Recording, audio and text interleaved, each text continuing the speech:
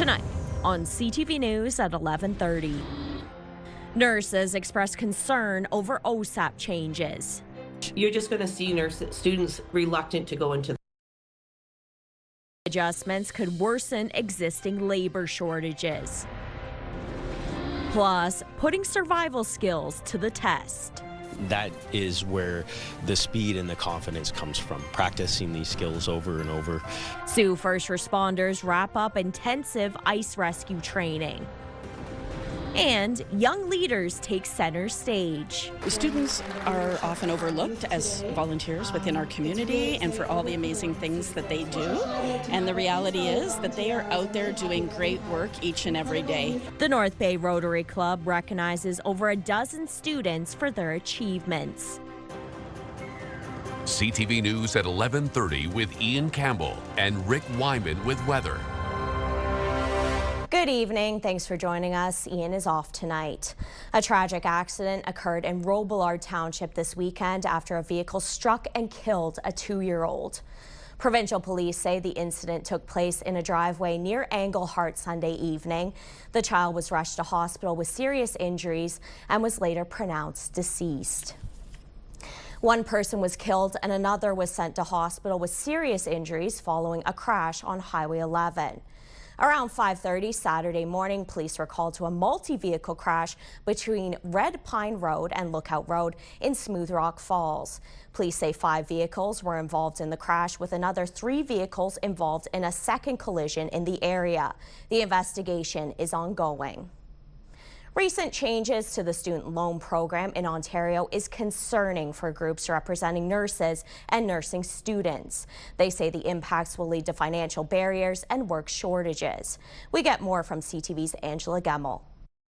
While studying to be a nurse, students must complete 1,400 hours of unpaid clinical placement, hours of lab training, and other course homework.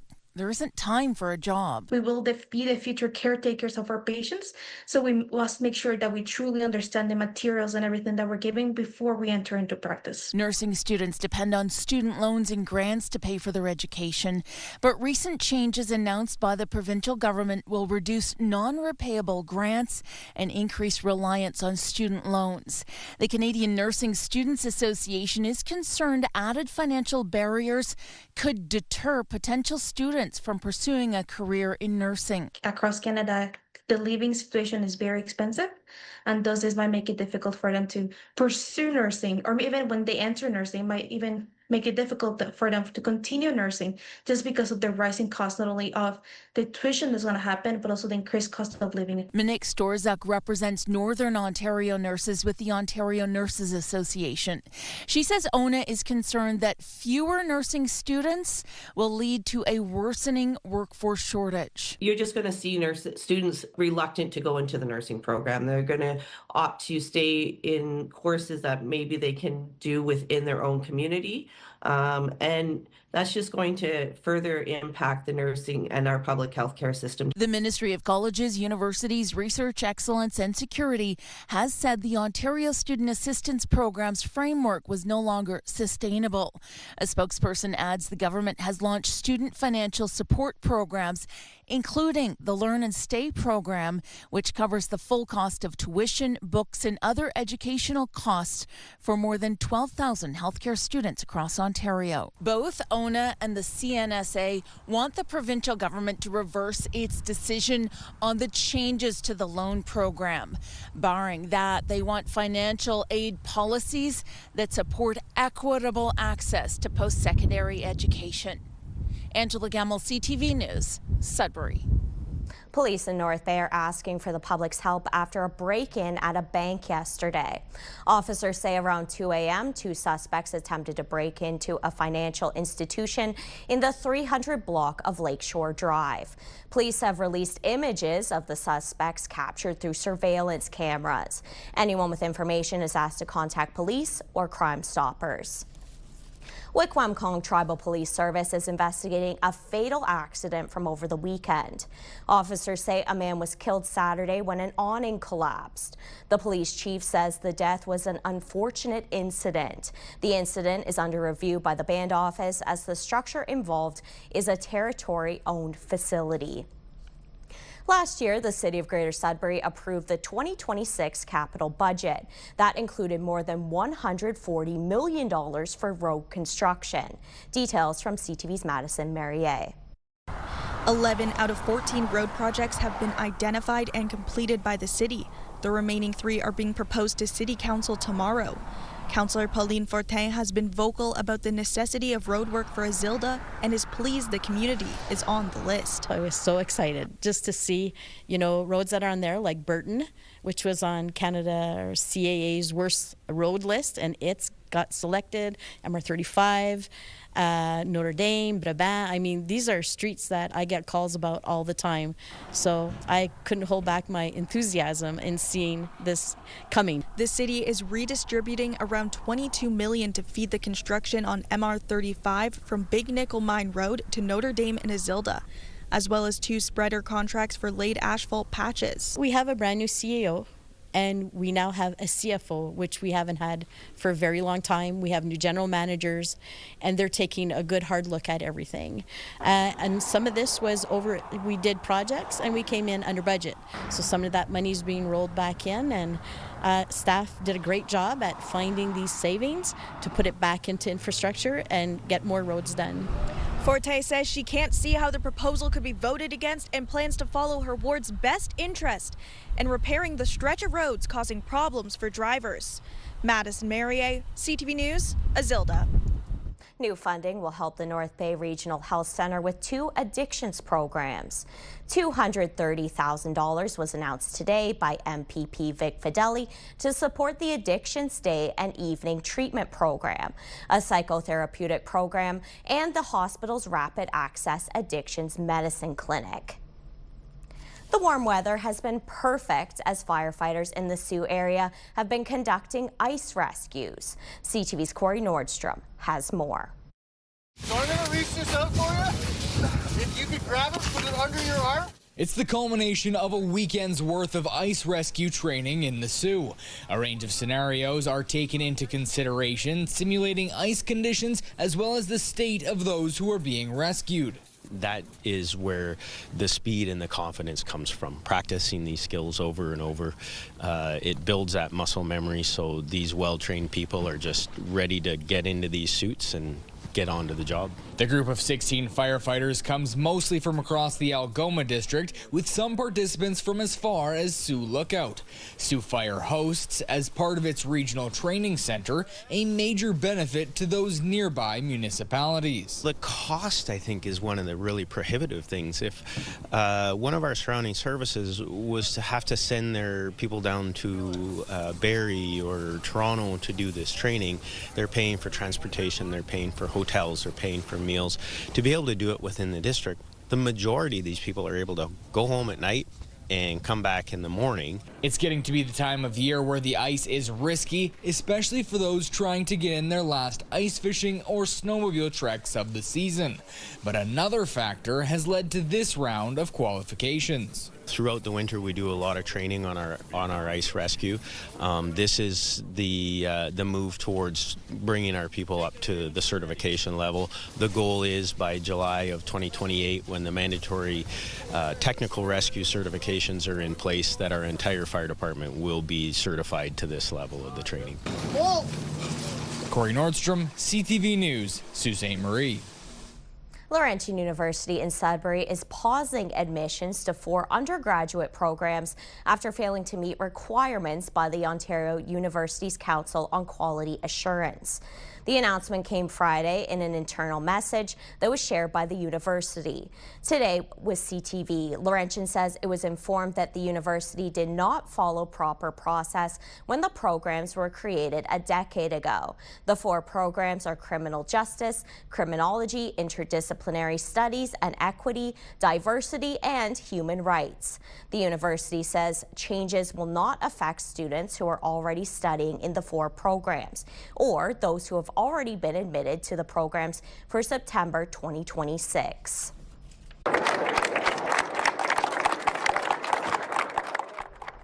And Laurentian University received a $250,000 gift. The announcement was made at the PDAC for the establishment of the Dr. Leo Girard Chair in Occupational Safety and Health. The center, once opened, will focus on research, training, and innovation to prevent injuries and protect workers. The Rotary Club of North Bay honored more than a dozen students today. The youngsters are from North Bay, Sturgeon Falls, Mattawa, and South River. That story from CTV's Eric Tashner. When she's not hanging out with friends or studying, Eve Baudry volunteers with Special Olympic athletes. It's so fun to get to, make sure everybody has an opportunity to play no matter what the sport or no matter who is playing. She's one of more than a dozen students the Rotary Club is recognizing with a Great Student Award for their selfless acts of volunteering at functions and events. Students are often overlooked as volunteers within our community and for all the amazing things that they do.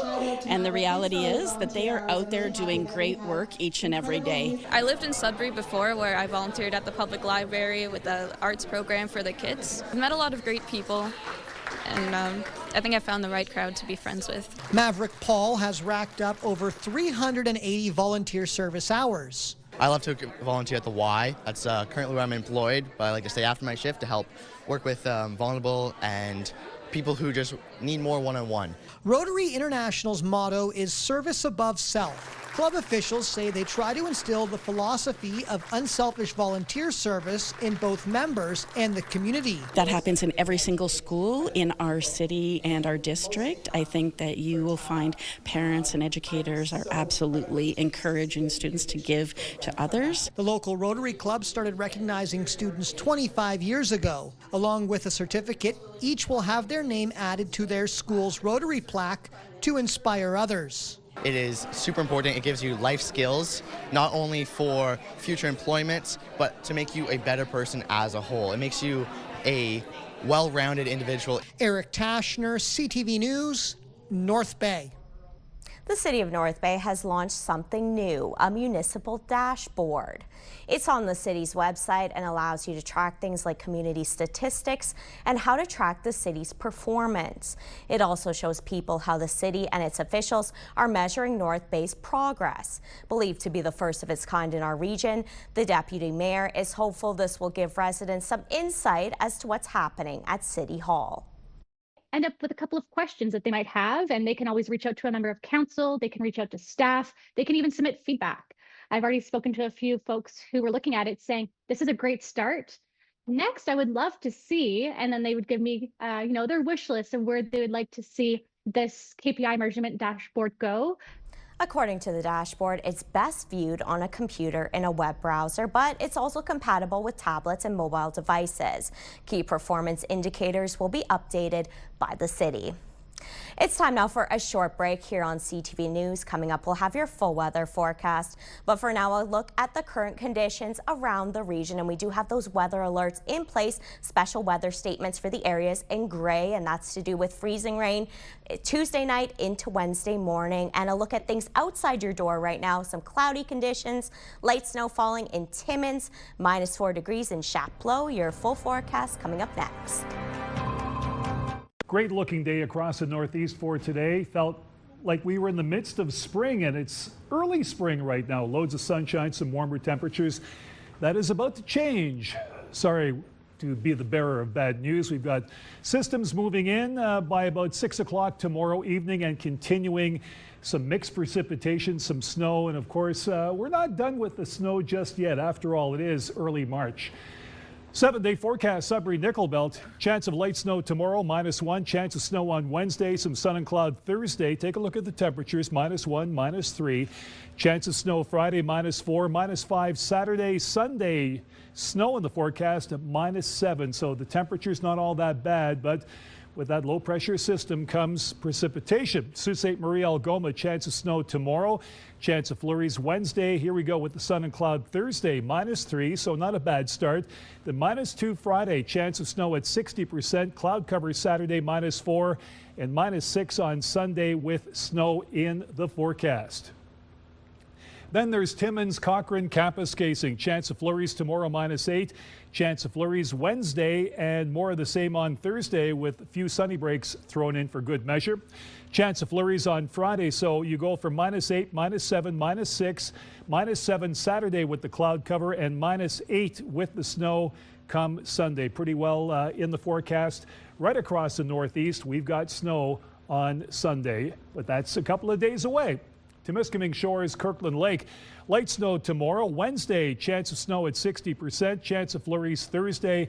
Chance of snow on Friday. 3 days of -5, -4, then back to -5 Saturday. Some cloud cover and snow on Sunday at -6. Check out your evening temperatures. -8, -12, -15, 16, and 17, and -23. So cooling down significantly at night. North Bay, West Nipissing, light snow tomorrow at 40%, -1. Chance of snow Wednesday, -3. -3 Thursday, cloud cover. Chance of snow Friday, -4. -5 Saturday, cloud cover and snow on Saturday at -7. Amanda, and we thought that spring was finally here and that winter was over. Not happening right now. This is Northeastern Ontario. We've got a few weeks left of this stuff still to come. Back to you. Thanks for that reality check there, Rick. I was just getting comfortable. Two Sault Ste. Marie curlers are on top of the Canadian curling world after winning the men's title last night.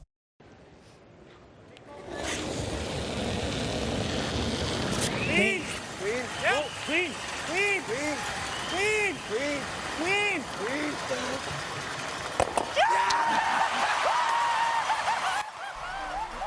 Matt Dunstone of Team Manitoba defeated Kevin Cooey of Alberta 6-3 to capture the crown. EJ Harden and his brother Ryan, both of the Sioux, are heading to Worlds later this month in Utah. This is EJ Harden's last year of competitive curling. By the way, the spare on Team Dunstone is Jacob Horgan, a Sudbury native. A new bylaw in Muskoka is aiming to preserve the night sky. All properties must have what the town calls responsible lighting to minimize light pollution. CTV's Mike Lang has the details.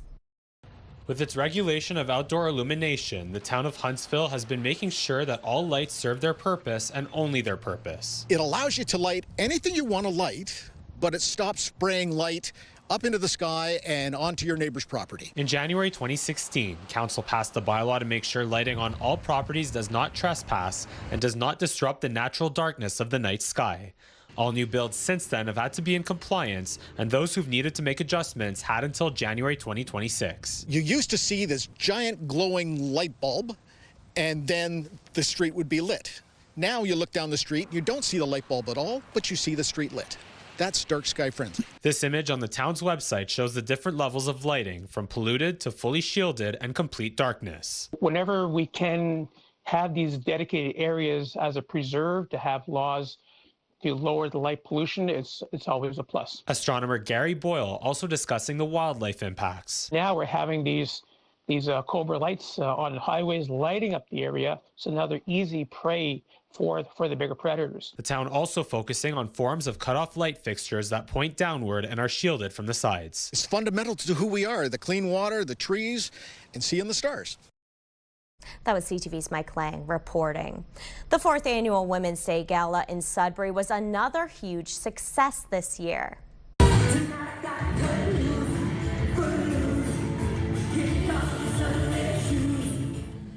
Everyone was out on the dance floor celebrating women and raising much needed money for the Sudbury Women's Center.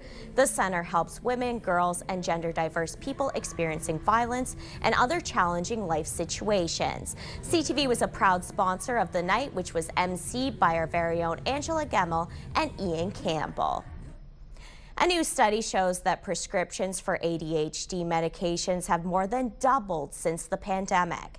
And as CTV's Pauline Chan tells us, many are seeing that as good news, but with a cautionary note.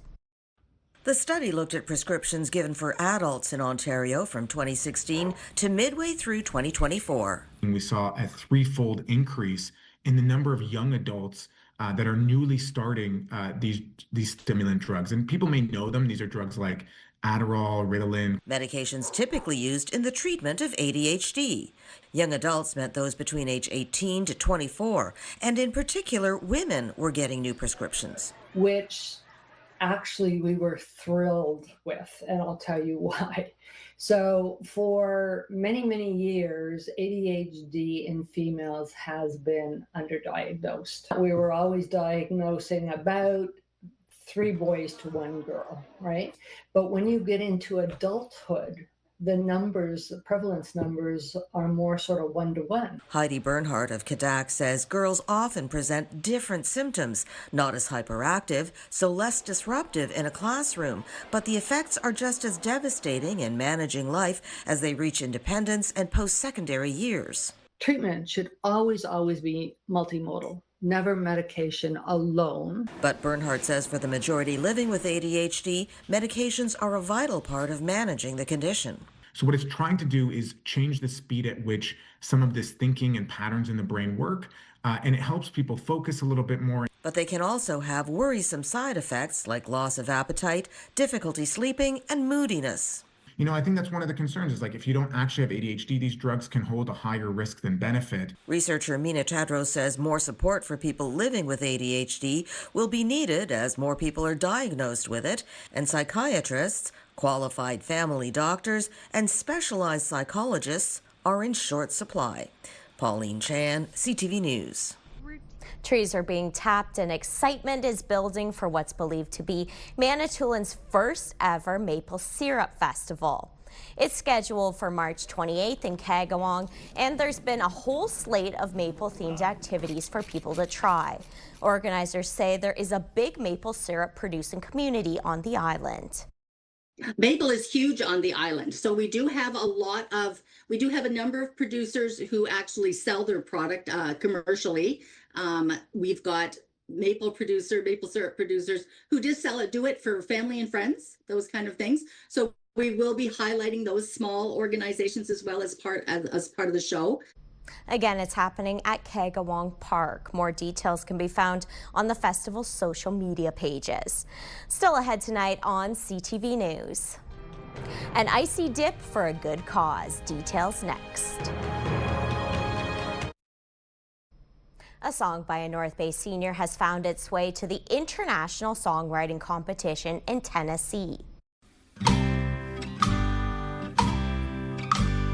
Being a boomer ain't bad. Can't remember enough to be sad. Sam French's Being a Boomer Ain't Bad qualified for the semifinals in the comedy novelty category.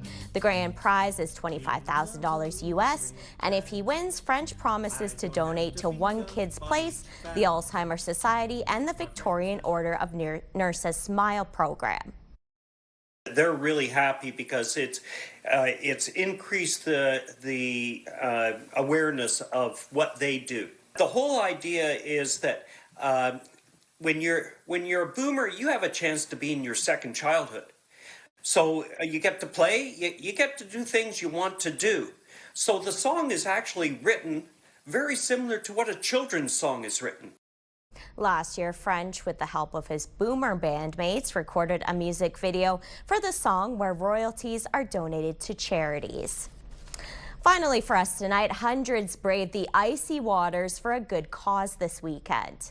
Over 300 people took part in the annual Polar Plunge, which supports Special Olympics.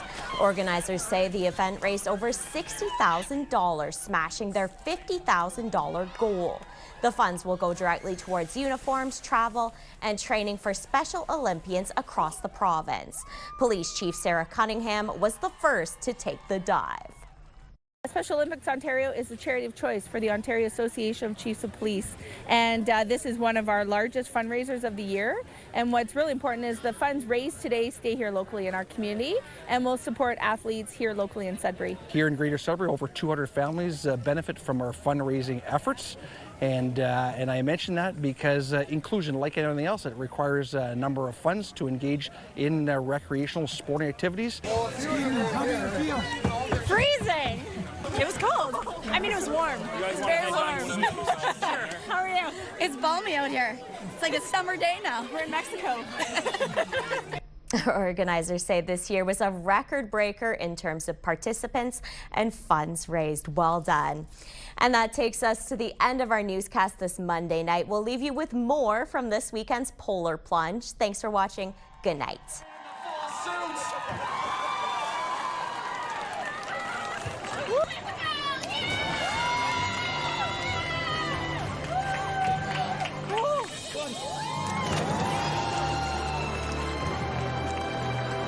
Good.